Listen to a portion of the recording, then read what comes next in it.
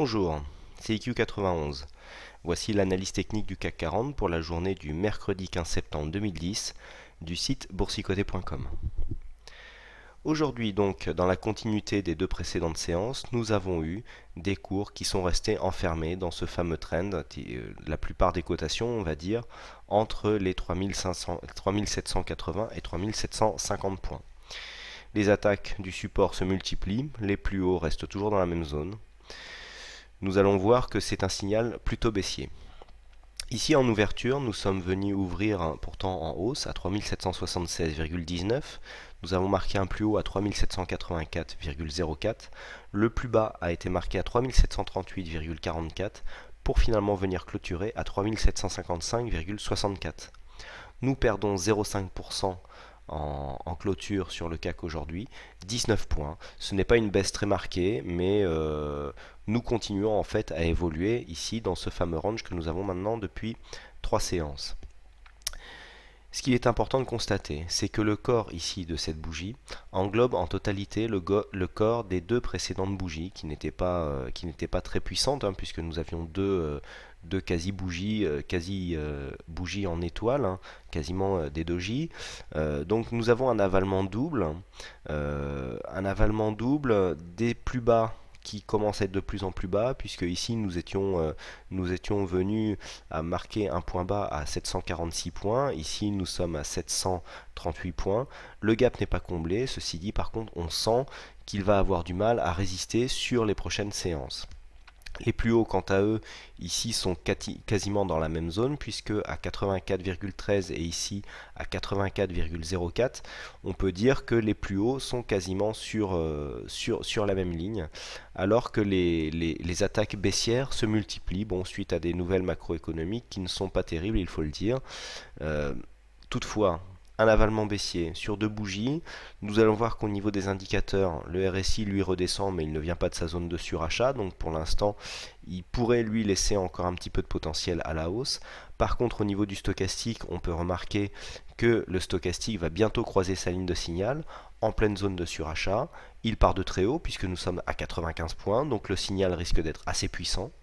Et puis si nous regardons le MACD, nous avons des histogrammes ici à 21,4 qui sont plus faibles que la veille, 23,7. Donc c'est un retournement baissier puisque lorsque les histogrammes inversent leur progression, c'est-à-dire qu'ils repassent en progression décroissante, eh bien c'est un signe de prochain retournement de tendance, puisque les histogrammes donc suivent la tendance, et donc s'ils baissent, on peut s'attendre à une consolidation. Au niveau des volumes, nous sommes légèrement au-dessus de la moyenne. On peut dire dans la moyenne, mais légèrement au-dessus. Donc sur un signal baissier, ça va donner de la force à ce signal de retournement. Au niveau de la volatilité, nous sommes toujours en ligne par rapport aux 3 derniers jours. Donc si on fait une synthèse de tout ça, on s'aperçoit qu'ici, on a un avalement. Suite à la forte hausse qui avait provoqué un gap, on est dans l'incapacité d'aller marquer de nouveaux plus hauts. Si on rajoute à cela ici le surachat du stochastique qui est en train de croiser sa ligne de signal et le MACD qui inverse sa progression, qui passe en progression négative du point de vue de ces histogrammes, nous avons aujourd'hui un signal baissier qu'il faudra prendre en compte pour les prochaines séances.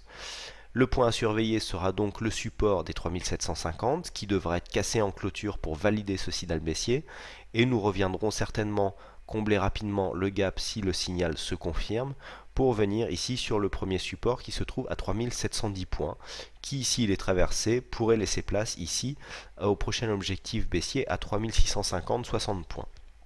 Voilà ce que l'on peut dire sur le CAC. Donc signal baissier que je jouerai personnellement, puisque ici si on a les avalements et les indicateurs, il y a quand même beaucoup de signes qui militent en faveur d'une prochaine baisse. Du point de vue des signaux de trade donnés sur l'analyse écrite, hier j'avais oublié de vous signaler donc la validité du signal qui qui avait vu ici un achat sur repli à 3007 pour essayer d'atteindre les 3008 en essayant d'aller marquer des nouveaux plus hauts, 3750 pardon. Bon, l'objectif ne sera certainement pas atteint. J'avais oublié de vous le signaler hier, hein, je vous prie de m'excuser. Normalement on aurait dû ramener le stop au PRU, c'est-à-dire au prix de revient, donc sur 750. J'espère que vous avez débouclé cette position. Bon, si possible sur le haut du trend, hein, pour ceux qui ont un peu d'expérience, je pense qu'ils l'auront compris. Sinon, ici, un débouclage sur le prix de revient ou même à la clôture du jour aurait été tout à fait bien joué. D'un point de vue Forex, nous avons eu un signal perdant aujourd'hui puisque j'avais anticipé une cassure des 1,2970. La cassure a bien eu lieu puisque nous sommes venus ici marquer un point bas au niveau des 1,2960, mais la cassure s'est invalidée et nous sommes revenus donc taper le stop. Donc c'est un signal perdant sur cette journée, hein, puisque même il a été cassé une deuxième fois avant de remonter. Donc là c'est l'évaluation du support qui avait été mal faite, hein. On n'a pas eu de cassure, donc à 10 points près le support était mal placé tout simplement. Donc là si on joue un support à 1,2960, on peut anticiper une cassure à 1,2955 pour essayer de rejoindre ici les 1,29 qui correspondent à l'ancienne résistance des bougies que nous avions eu ici. Vous aurez tout ça en détail dans la soirée, donc sur le site boursicoté.com, dans la partie Forex analyse euro-dollar, pour synthétiser ces signaux de trade, hein, qui sont laissés donc gratuitement après la fermeture des marchés américains.